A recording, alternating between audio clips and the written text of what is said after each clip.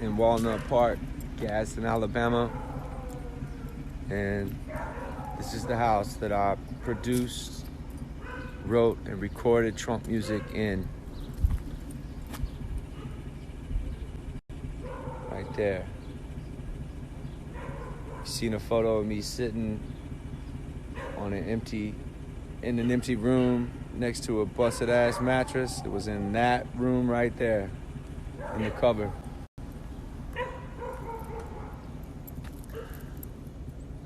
This is where Pop the Trunk was written. Billy Crystal Meth, Box Chevy.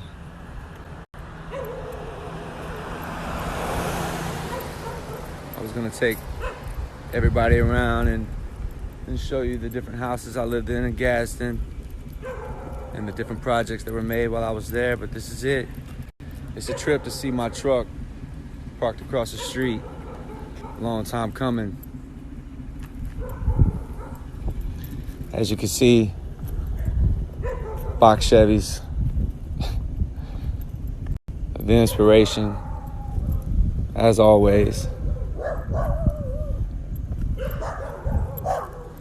Dogs going off.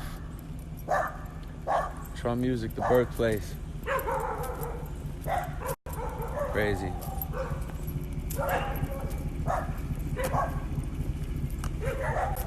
We're now on the corner of South 11th and Peachtree. It's the corner store right there. And this is the house that I produced, wrote, and recorded Creekwater. Kind of going back before trunk music. It's when my boy Wayne Bush, rest in peace, gave me 5 G's, street money.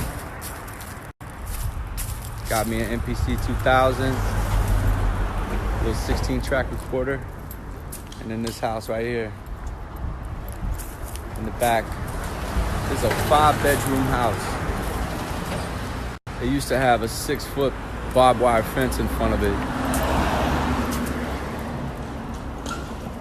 My kids were just babies.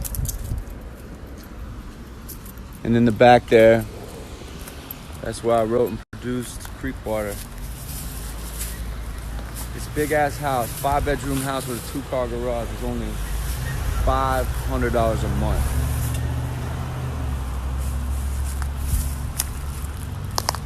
And the boys used to get down over there. They was trapping all over this small town, fistful. I bounced around a lot in Gadsden, from east to west side, even in south side and Rainbow City. We're now in East Gadsden, to the last house I lived in right before I got my first record deal with Columbia. Right there. That's where we shot Box Chevy Part 2. And it's where I wrote Stereo, my classic rock mixtape. And up the street, right on the corner, is a club now tore down. It's just a gravel parking lot, but it used to be 231. It was an Elks Lodge. And, you know, Lil Wayne, Lil Bootsy would come through. This was part of the Chitlin Circuit. So, you know, if you were down to tour the Chitlin Circuit, then 231 was the stop you would hit in Gadsden. It's tore down now, though. But it was right up there on the corner. Right on the backside of that single wide.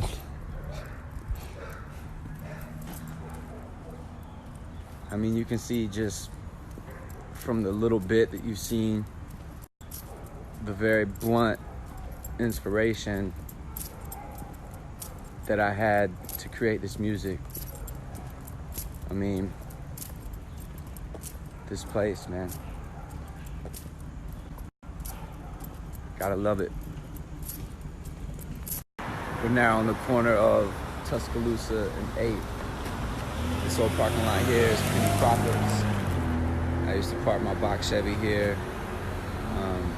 Pop the Trunk, I had a store set up where I would sell my first clothing line, Alabama Slang, which mesh hats, t-shirts.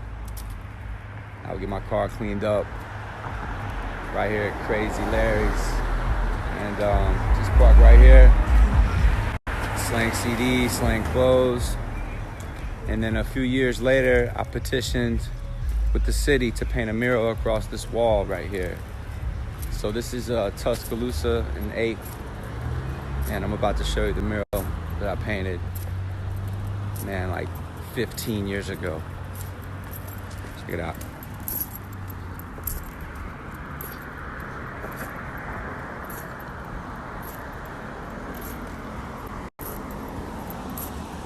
I had to really fight to do this.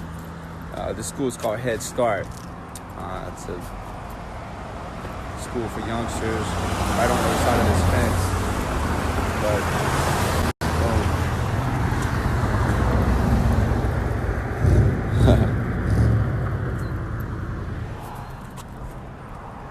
and this is the piece.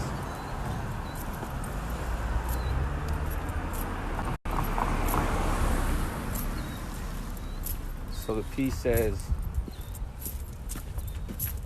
love and knowledge is power. Yeah.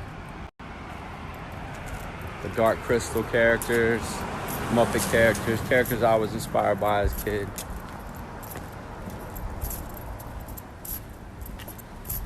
Old hand style.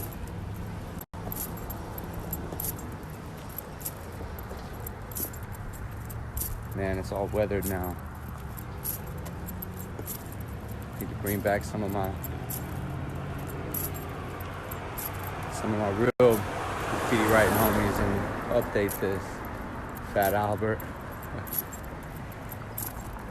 ABCs with the characters. It's actually not bad, man. But this is funny though.